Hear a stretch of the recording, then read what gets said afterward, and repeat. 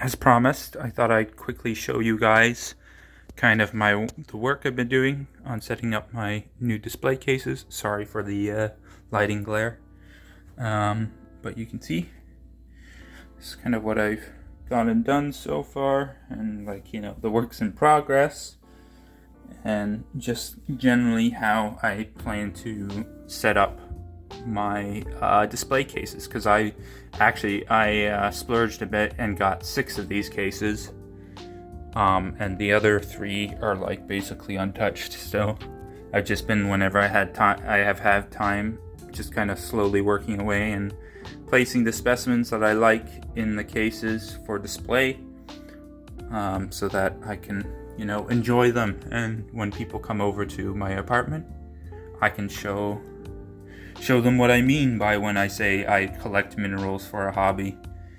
Because I find often when you just say you do it, people have varying ideas of what you actually do, and then until you show them your collection, then they get a better understanding, and usually in my case they realize I collect a lot of minerals. May have a slight addiction, but that's fine. Anyway, so I just quickly show you guys these because I want to do a full video on the cases, where I got them, the lighting. These lighting bars are really handy, how I set up my lighting, because there's a bunch of wires. If you look there, you can see the wires kind of lead down and out and to the back, and then it all gets plugged into a surge protector. And then you can also see the way I have my cases set up. Each level, I've got platforms, and then I've also got clear bases. Speaking of which, for the clear bases, I will in this video put a link below to the person who I bought my clear bases from. This laser work guy in the States that some of the Facebook groups I'm on, he sells to sellers and collectors. And he usually offers pretty good deals every once in a while, 10% off. Or right now, I think if you're a return customer, he's offering basically 20% off for people who buy in bulk. I think it's 100. If they spend 100, then they'll get 20% off. I'll put his details below because I asked him if I could share his information.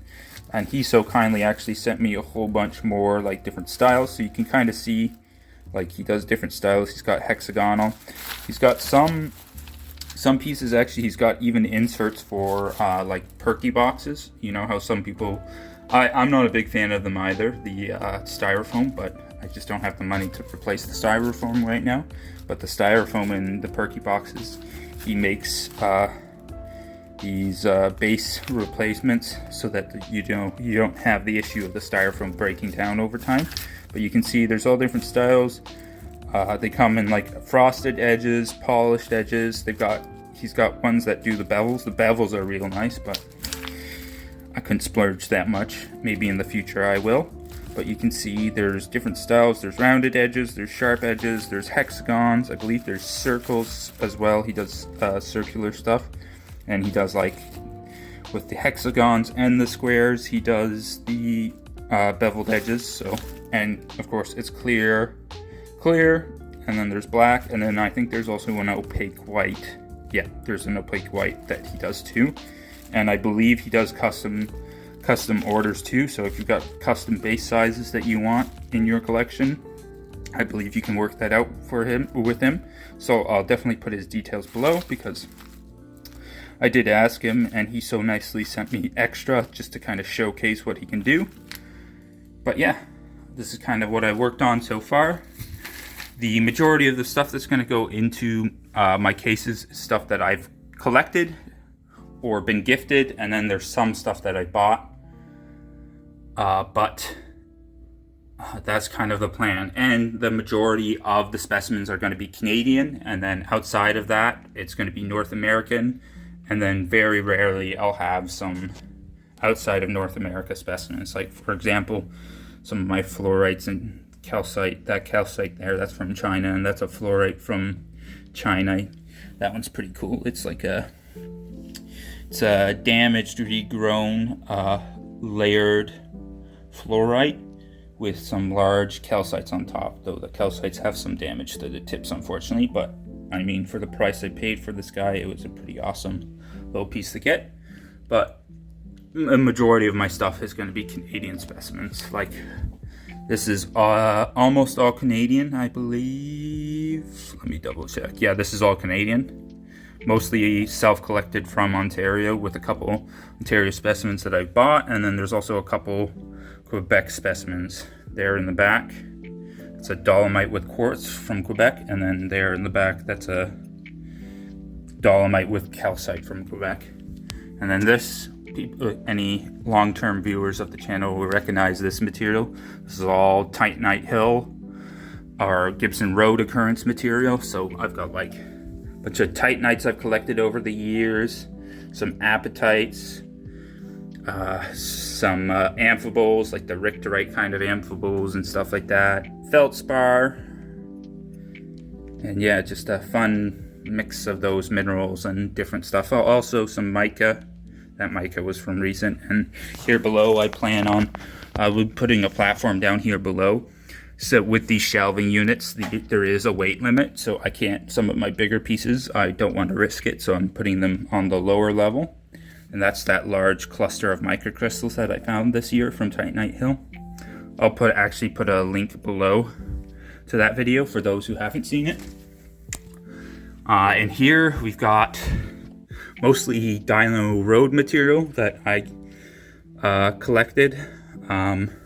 Most of it is actually all of it so far. I do want to put some of the specimens from my recent trip in here too, but all of this stuff so far, the Dino Road material that's in the case, is from my first trip there where I didn't video it. So I've got that large plate in the back with just a smattering of actinolite crystals. Got that singular actinolite crystal in the middle, some diopside crystals, a cluster of really fine actinolite crystals, a plate of diopside with some actinolite on it. And you've got some more actinolite crystals. That green one on the second level in the back, that single crystal, that's actually a tremolite crystal from Grace Lake before it got shut down. That big crystal is another diopside crystal from another site in Ontario, I believe Dog Lake or something like that. Another tremolite crystal from Grace Lake, and then mica crystal from the road cut, the Dino Road cut. Grace Lake diopside specimen that I purchased a couple years ago. Some more actinolite from Dino Road. A very thin, very transparent, kind of gemmy blade section from Dino Road, and then another diopside specimen with actinolite kind of intergrown in it from Dino Road. And then down here, I've got some of my smoky quartz that I found last year with the hematite in the Bancroft area. I've got a section for my Schickler occurrence finds. These come from 2 separate trips. That white apatite is actually kind of interesting. For those who don't know the reason why apatite will go white, it's because of oxidization from like pyrite and other iron-based minerals in the surrounding area. The oxidization actually does something to the crystal and it turns it white, so that's why you get those white crystals. Then we got a smattering of other stuff. There's a couple Faraday specimens like calcite, magnetite, and ilmenite. Just says Bancroft, Ontario, but I confirmed with the seller that that's from the same thing. Then we got a hematite that was gifted to me by a good friend, my friend Kevin. That's a Colorado specimen, I believe. And then we've got kind of like this cluster of pyroxenes, probably like a diopside cluster from Ontario. I have to double check with my friend what location it's from. He gifted me that one, but you can see it's just all fun stuff. This one I plan on kind of doing agate / pause materials. You can see that's like a serpentine from Ragnar Rock. He sent me some material and I paused that a while ago. Some really pretty material. I believe It's out of Washington, out of a place called the Wild Turkey Mine or Quarry. Then that pink material is pink dumortierite. I don't remember exactly where it came from. I was gifted it by Liz and Charlie over at the Adventure Closet. And then also that petrified wood down there, that's also from them. That I believe is from Oregon, from that pretty famous spot in Oregon. The name escapes me. Then I've got some cool agates. That's a dry head. Those are some lagunas. That's a jasp agate, known as ocean jasper, from Madagascar. Pretty nice one. It's got some really nice kind of orbicular formations. And then Larimar that I got on a trip to the Dominican Republic.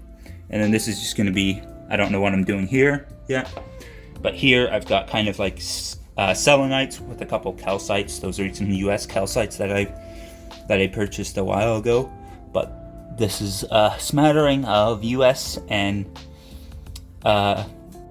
Canadian calcites. Though I think that one calcite kind of in the middle beside the green calcite rose, the one that, or not calcite, sorry, selenite. This is mostly selenite, sorry. That selenite that's kind of right there in the back, that's from a pretty famous location in Mexico. It's basically the cave. If you know the giant selenite crystal cave in Mexico that like people could rarely get into, but once a couple times they managed to get people in there with like special suits, and they pumped out the area, and you got like these giant like building-sized crystals basically. That's a bit of an exaggeration, but they're like, it's the biggest crystal cave. Well, that specimen basically comes from the cave above it. And then you get some other stuff. There's some US stuff. And then there's some Canadian stuff like that crystal, that nice selenite crystal that's an Albertan specimen. And that selenite, green selenite rose. Greenish yellow selenite rose. That's a pretty cool Canadian specimen from a pretty famous Canadian selenite location. It's called the Red River Occurrence, and those are actually quite phosphorescent. So I'm still trying to, there's some of the bigger ones from that site are quite amazing, so I'm still trying to get my hands on one of those, but they're quite expensive. But yeah, just a quick overview of what I've been working on, and eventually, kind of like once I get the majority of my case is actually fully set up, hopefully in the next couple weeks, at least to start with, then I can actually do kind of like a rundown of my setup and all the equipment I used and everything, and I'll put a list, basically like a list in the description below in that video to show you guys exactly where I got my stuff from, and if you guys want to do a similar setup or like use certain aspects of the setup, then you guys can do that without too much hassle. I said this was going to be a short video, but it turned out to be a bit of a longer one. But I want to thank you guys for watching this video. Please do let me know if you like my setup, or if you got any advice for me, you see things that I think I can improve on. I'd love your advice. Please do mention that in the comments below. If you do have some advice or encouragement, that would be appreciated, because I'm always open to that stuff. Thank you guys for watching. If this is your first time watching my videos, I do rockhounding related stuff. I do a lot of personal collecting, so I have a lot of videos on field rockhounding trips. If that's your cup of tea, please do like and subscribe if you haven't already. And I will just catch you guys in the next video. Thanks for watching, guys.